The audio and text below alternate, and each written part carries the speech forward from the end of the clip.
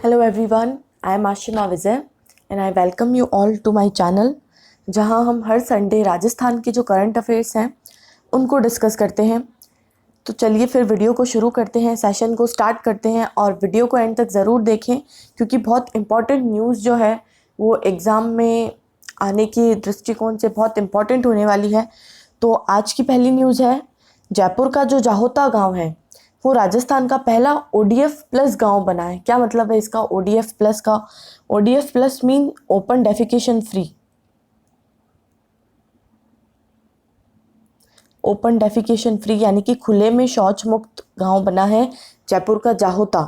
और ये कहाँ स्थित है? जयपुर की जो जालसू पंचायत समिति है वहाँ ये स्थित गांव है। और स्वच्छ भारत ग्रामीण मिशन, आपको पता हो तो 2 अक्टूबर 2014 को स्वच्छ भारत मिशन को स्टार्ट किया गया था। और उसके बाद 2 अक्टूबर 2019 को जब 5 वर्ष पूरे हुए थे तो पूरे भारत को ओपन डेफिकेशन फ्री भी घोषित किया गया था। हालांकि पहले चरण में तो ये हुआ था कि शौचालय बनाए गए थे, लेकिन सेकंड चरण इसका 2 अक्टूबर 2019 को ही हमने स्टार्ट कर दिया था। ये देखिए 2 अक्टूबर 2019 को हमने जो है वो दूसरा चरण इसका शुरू किया था।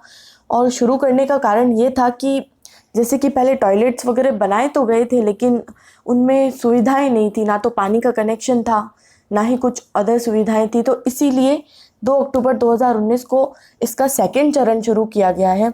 और उसके तहत जो जयपुर का जाहोता गांव है उसको राजस्थान का पहला ODF प्लस गांव घोषित किया गया है।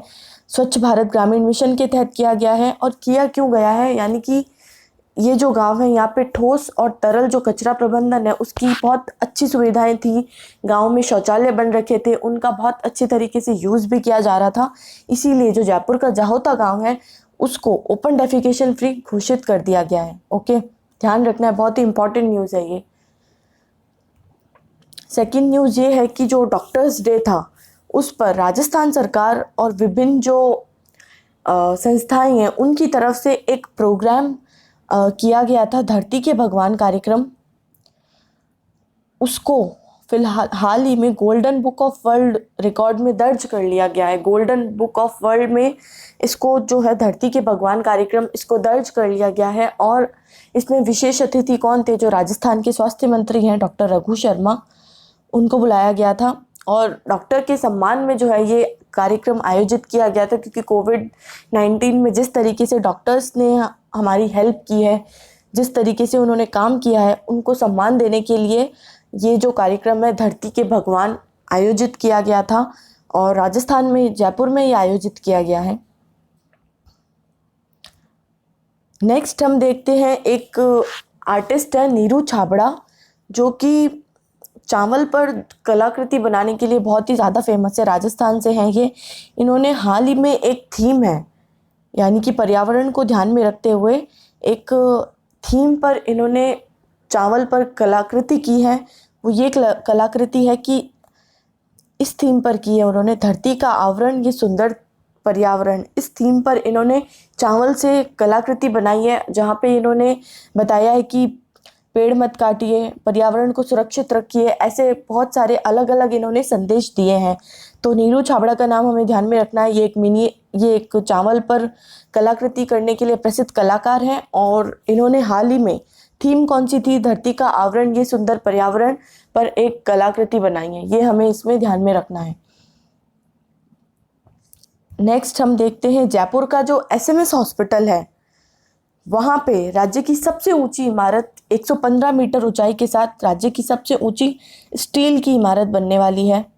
ये देख सकते हैं आप, राज्य की सबसे ऊंची स्टील की इमारत जो है वो बनने वाली है। इसकी विशेषता क्या होने वाली है? विशेषता तो यही होने वाली है कि यहाँ पे एयर एम्बुलेंस की भी हमें सुविधा दी जाएगी। यानी कि अगर मान लीजिए किसी को बहुत इमरजेंसी है और सुविधाएं अगर राजस्थान में नहीं है, हमें दिल्ली जाना है या फिर और कहीं जाना है, तो तुरंत तत्काल प्रभाव से हेलीपैड की सुविधा दी जाएगी। यानी कि आप एयर एम्बुलेंस, जैसे कि हेलीकॉप्टर होता है उसमें एम्बुलेंस की सारी सुविधाएं दी जाएगी आपको, उसे कहते हैं हम एयर एम्बुलेंस। तो उसकी सुविधा दी जाएगी, पहली बात तो ये। और दूसरी सुविधा ये होगी कि सुविधा तो नहीं है ये, हालांकि ये चीज़ है, म्यूज़ियम बनाया जाएगा फॉर मेडिकल साइंस, यानी कि आपको जो मेडिकल साइंस है उसके बारे में बहुत सारी जानकारी उपलब्ध हो पाएगी म्यूज़ियम के थ्रू। तो ये एक बहुत इम्पॉर्टेंट न्यूज़ है इसमें। और इसके लिए 400 करोड़ रुपए जो है खर्च वो प्रस्तावित है। कहाँ बनेगा? जयपुर का जो एसएमएस हॉस्पिटल है उसका आईपीडी जो टावर है वो राज्य की सबसे ऊंची स्टील की इमारत 115 मीटर बनने वाली है। लागत होगी इसकी 400 करोड़ रुपए, है ना।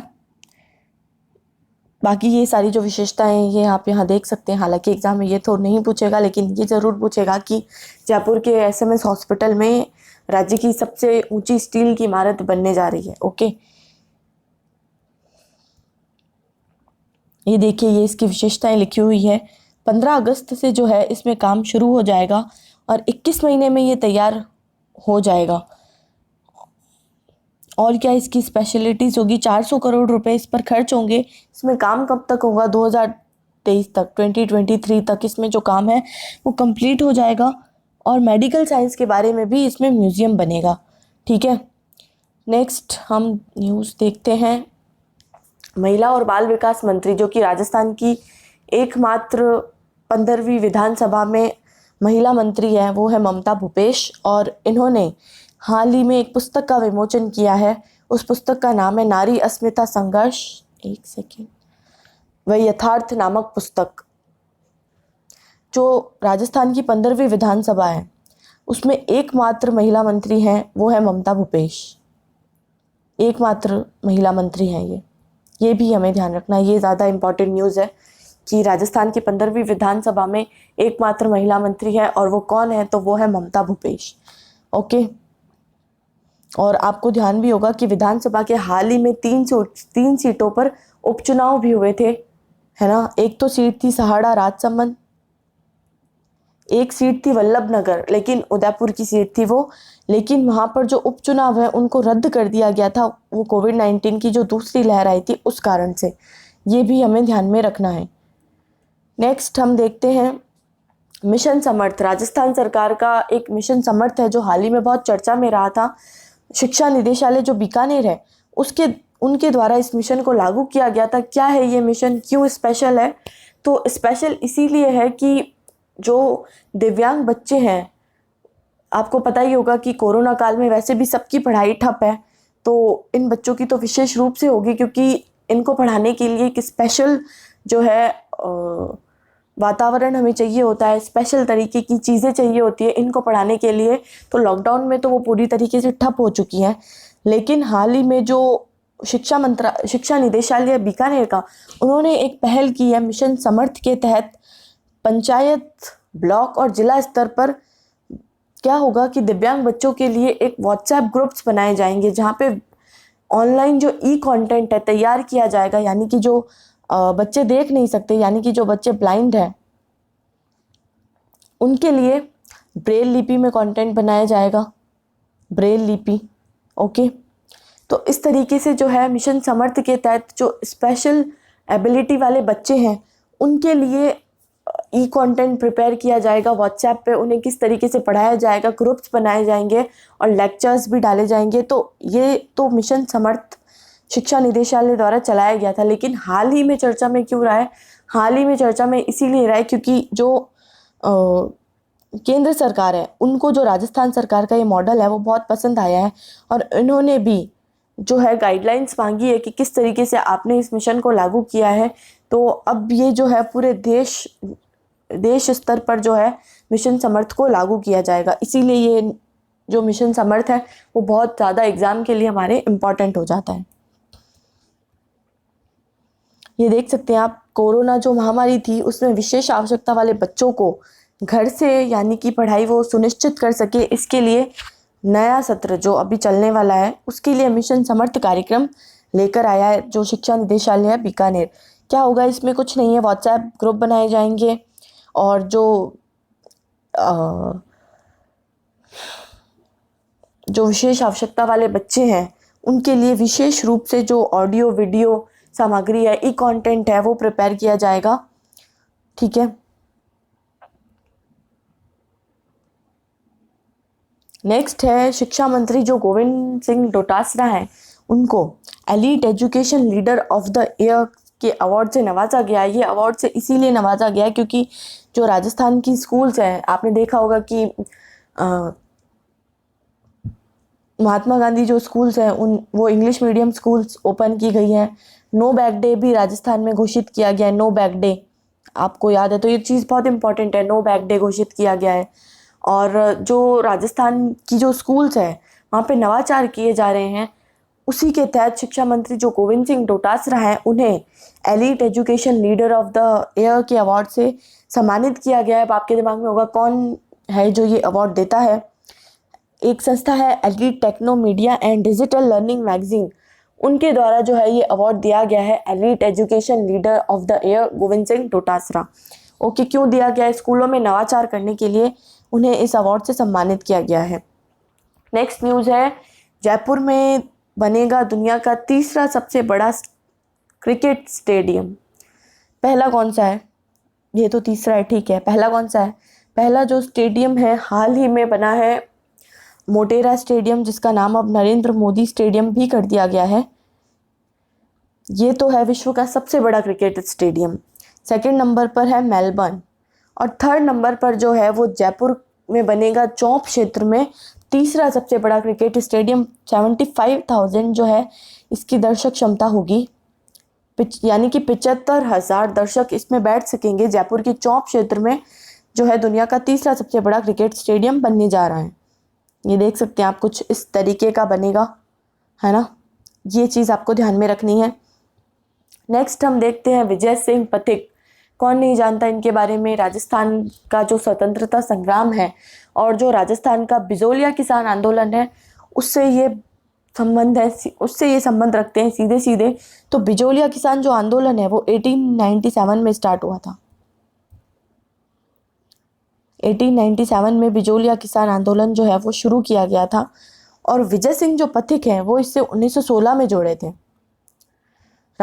वैसे तो जो विजय सिंह पथिक हैं ये मूल रूप से बुलंदशहर उत्तर प्रदेश के निवासी हैं, लेकिन जो रास बिहारी बोस है उन्होंने जब वो इनसे लाहौर में मिले थे तो इन्होंने गोपाल सिंह खरवा के पास इन्हें भेजा था, क्योंकि रास बिहारी बोस और गोपाल सिंह खरवा जो है वो काफ़ी अच्छे दोस्त थे।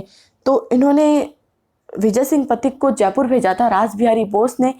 तब रास बिहारी बोस की सशस्त्र जो विद्रोह की योजना हुई थी उसमें विजय सिंह पथिक और गोपाल सिंह खरवा ने मिलकर भाग लिया था, लेकिन ये योजना कुछ तरीकों से जो है वो फेल हो गई थी। तो विजय सिंह जो पथिक है वो भागकर जो चित्तौड़गढ़ का एक ओछड़ी जिला है वहाँ पे रहने के लिए आ गए थे और फिर वहाँ पे एक टीचर की तरह काम करने लगे थे।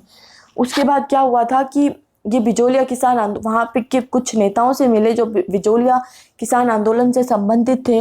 उन्होंने इनसे रिक्वेस्ट की कि आप भी इस आंदोलन से जुड़ जाइए। उसके बाद 1916 में जो विजय सिंह पथिक है इस बिजोलिया किसान आंदोलन से जुड़ गए, है ना। उसके बाद इन्होंने बिजोलिया किसान आंदोलन को राष्ट्रीय स्तर पर पहचान दिलाई। एक समाचार पत्र था प्रताप नामक एक समाचार पत्र था, वहाँ पे जो कि कानपुर से प्रकाशित होता था। इनके जो एक मित्र थे गणेश शंकर विद्यार्थी, उन्होंने जो है बिजोलिया किसान आंदोलन के संबंध में प्रताप न्यूज़पेपर में जो है वो न्यूज़ चलाई और उसको राष्ट्रीय स्तर पर जो है फेमस बनाया कि हाँ बिजोलिया किसान आंदोलन हो रहा है और यहाँ पे ध्यान देने की ज़रूरत है। उसके बाद जो विजय सिंह पथिक हैं उन्होंने ऊपरवाल पंच बोर्ड की स्थापना की और वीर भारत सभा की भी स्थापना की। तो जो बिजोलिया किसान आंदोलन है उसमें जो विजय सिंह पथिक है उनका योगदान बहुत, ऐसे कहें कि भूला नहीं जा सकता, इस कदर का कुछ है। तो हाल ही में चर्चा में क्यों रहे हैं? हाल ही में चर्चा में इसीलिए रहे हैं कि भीलवाड़ा को जो राजकीय विद्यालय है उसका जो नाम है विजय सिंह पथिक के नाम से अब किया जाएगा, बस इसीलिए न्यूज़ में रहे हैं। लेकिन क्वेश्चन ये पूछा जाएगा विजय सिंह पथिक के बारे में कि वो कौन से किसान आंदोलन से संबंधित थे या फिर उन्होंने कौन कौन सी संस्थाएं स्थापित की, कौन कौन से न्यूज़पेपर निकाले। उन्होंने जो न्यूज़पेपर निकाले थे वो भी बहुत इंपॉर्टेंट है। उन न्यूज़पेपर्स को हम देखते हैं।